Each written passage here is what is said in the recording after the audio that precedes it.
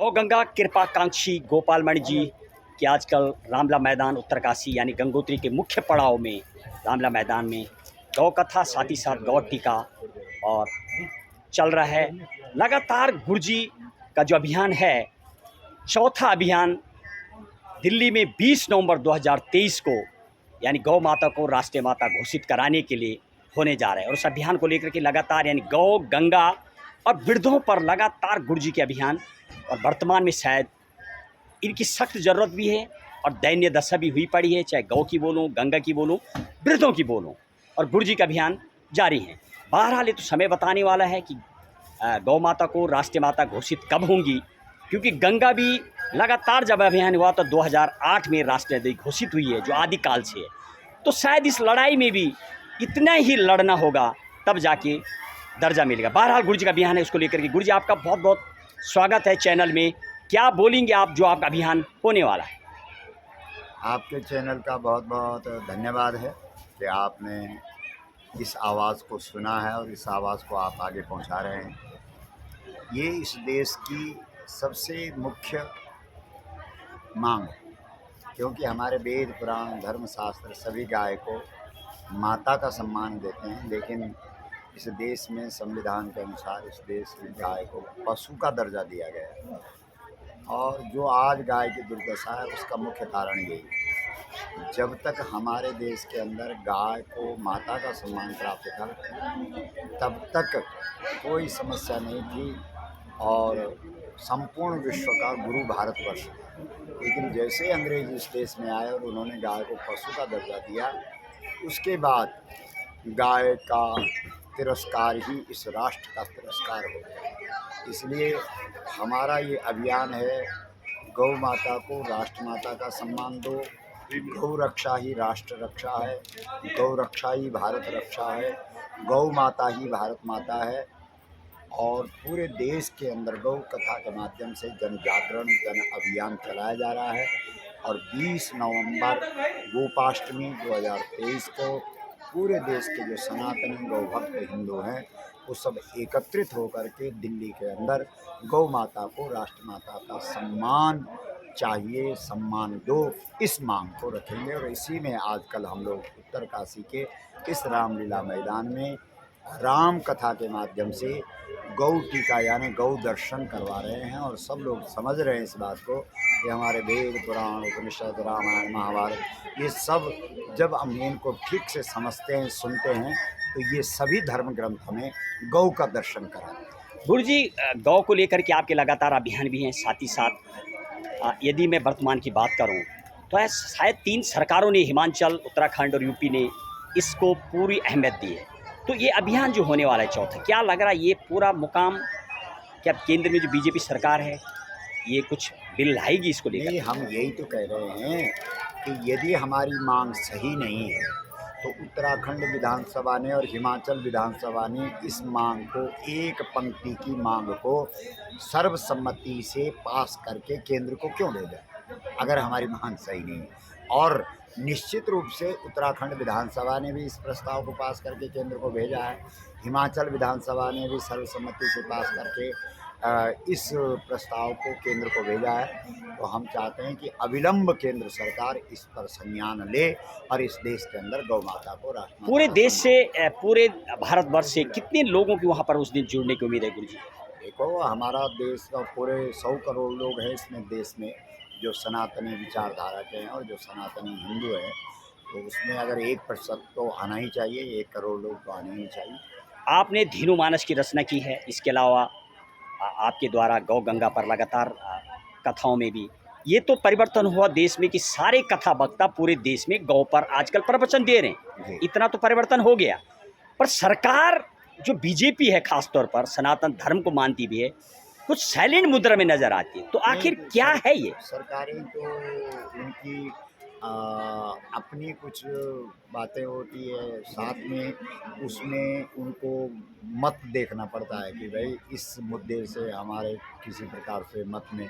लेकिन भाई हमको कोई मत नहीं। हमारी तो एकमात्र मांग है कि गाय को हम जैसे सरकारें बोलती है कि भाई गाय का गोबर अच्छा है, गाय का गौमूत्र अच्छा है, गाय का दूध अच्छा है, गाय का घी अच्छा है, लेकिन ये सब चीज़ें अच्छी हैं, इसमें कोई दो राय नहीं, लेकिन हमारी तो एकमात्र मांग है कि भाई गाय हमारी माता है। सरकार हमारे ने कोई गुरुजी हालांकि परिवर्तन किया है, 30 रुपीज़ पर डे देती थी सरकार, अब 80 रुपये कर दिया गया।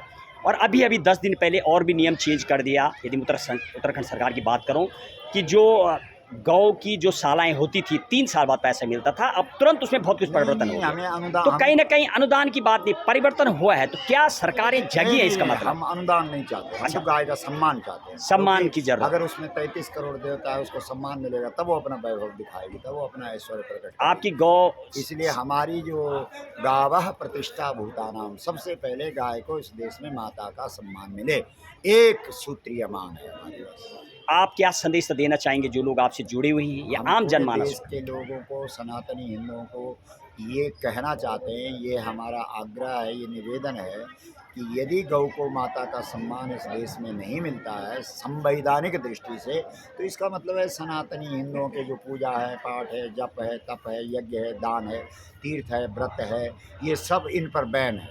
क्योंकि हमारे ये सत्कर्म तभी सफल है अगर गौ को माता के रूप में पूजा गया है या सम्मान मिला है। तो इसलिए हमारे जितने भी सत्कर्म हैं, पूजा पाठ, जप तप, यज्ञ, दान, तीर्थ, व्रत, श्राद्ध, पिंड, कथा, कीर्तन, योग, ये सब तभी हम मानेंगे कि ये हमने किए हैं जब गौ माता इसमें साक्षी होगी। गुरुजी गंगा जी के लिए की बात करूं, गंगा के बारे में बात करूं और वृद्धों की बात करूं, तो गंगा जी मैली हुई पड़ी माई के लिए, करोड़ करोड़ टन यहीं पर तामाखाड़ी में लगा पड़ा है, कुछ उसको लेकर के बोलेंगे आप? अरे सीधा सा मतलब है, जब इस देश के अंदर गौ माता सम्मानित थी, गौ का आदर था, गौ माता का पूजन होता था, तब गौमूत्र में भी गंगा दिखती थी। और आज इतना दूषित हो गया है कि गौ को पशु मानने के कारण जो गंगा जल है वो भी दूषित हो गया। मतलब कहाँ गौ माता के मूत्र में भी गंगा का दर्शन होता था, और अब गंगा जल में भी गंगा का दर्शन नहीं हो पा रहा है। क्यों? क्योंकि हम गौ और गंगा की महिमा को भूल गए। इसलिए इस देश की जो भारतीय संस्कृति है उसका जो मूल आधार है वो गौ और गंगा है। जब इस देश के लोगों का ध्यान यथा राजा तथा प्रजा, जब राजा का ध्यान जाएगा तभी तो प्रजा का ध्यान जाएगा। जैसे सत्ता कहती है कि भाई जो जनमानस है, जो यहाँ का समाज है, वो गाय को माता माने, सरकार इसमें क्या कर सकती है? भाई हमारे यहाँ सूत्र है यथा राजा तथा प्रजा। जब राजा इसको सम्मान देगा तभी तो प्रजा सम्मान देगी। जब राजा ने कहा ये पशु है तो सारे के सारे पशु समझ रहे हैं। आपके चौपड़धार में इस साल मुख्यमंत्री ने दौरा किया, जी काफ़ी कुछ परिवर्तन देखने को, सनातन की यदि मैं बात करूं पूरे देश में अभी लहर तो दौड़ रही है, जी तो क्या इसके चलते हुए भी अभियान को पूरा अपने चरम तक पहुंच पाएगा? लग रहा बिल्कुल आपको? पहुँचेगा, इसमें कोई दो राय नहीं है। और प्रसाद चिन्हाने पूरा फलाने, जो अच्छा होना होता है उसके लक्षण दिखते हैं। और आखिरी बाकी हमारे उत्तराखंड ने और हिमाचल ने तो इस पर मोहर लगा दी है, और यहाँ की जो सरकारें हैं वो भी इस पर बहुत ध्यान दे रही हैं। और हमारे मुख्यमंत्री जी भी इसका उल्लेख किए बिना नहीं रहते हैं, और वो निरंतर इस बात पर चर्चा करते रहते हैं कि गाय हमारा धर्म का प्रश्न है, आस्था का प्रश्न है, और उसकी रक्षा और उसका सम्मान इस देश में होना चाहिए। गुरुजी आखिरी शब्दों में कुछ ऐसे भी दिखाई देता है बाजार में, जब हम देखते हैं गौ माता जब रोड पे डोलती हुई नजर आती है या गंगा कभी मैली नजर आती है, तो गंगा के लिए सीधे सरकार को गाली दी जाती है। अब शब्द बोले जाते हैं, गौ जब दिखती है तो आपको लेकर भी बराबर कुछ शिवचिंतक बोले, ये वो समाज के वो धोतक बोले जिन्होंने कब किया नहीं या करना चाहते हैं, उन लोगों को क्या बोलना चाहेंगे? अरे उन लोगों को हम ये कहना चाहते हैं कि भाई गाय जो है, सबसे पहले तो गाय को दोगला कर दिया, गाय गाय ही नहीं रही, उसको गवय बना दिया। अब उसका संबंध केवल दूध तक सीमित है। तो व्यक्ति का संबंध गाय से दूध तक सीमित कर दिया है। तो हम कह रहे हैं भाई इसका संबंध दूध तक सीमित नहीं है, इसका संबंध पूजा से है, पाठ से है, जप से है, तप से है, तुम्हारी आस्था से है, तुम्हारा धर्म से है। आप इसको उस दृष्टि से देखो।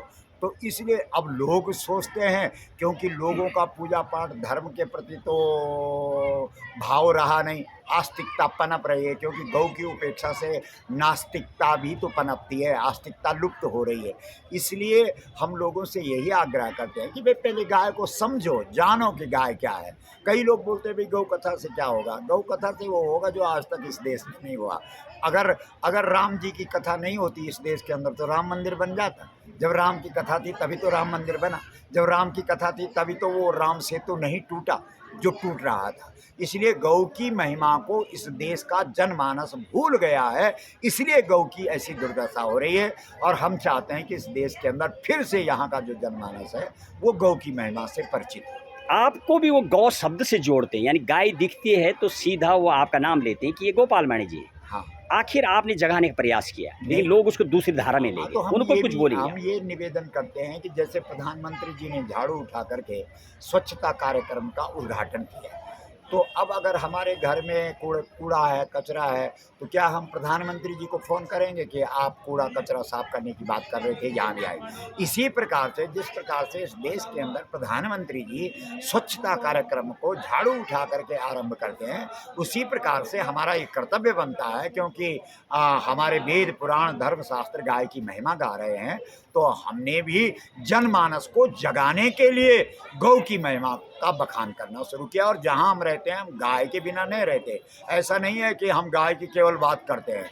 आप देखिए, आप चंडीगढ़ में जाइए, 450 गाय है। आप चोपड़ धाम में जाइए, गाय है। आप देहरादून में हमारे थानों गौधाम में जाइए, गाय है। इस देश के अंदर 350 गौधामों की स्थापना इस गौ कथा के माध्यम से हुआ है। और जगह जगह हमने समितियों का गठन करके और गौधामों का जो संचालन करने की व्यवस्था है वो समितियों को दिया है। चलिए, बहुत बहुत साधुवादी थी गौ गंगा कृपा कांक्षी गोपाल मणि जी। और जब अभी 2 दिन पहले पूर्व में हमने चंडीगढ़ कैंपवाला में दौरा किया था, वहाँ पर भी लगभग 380 गाय और तमाम भक्तगण दिखे।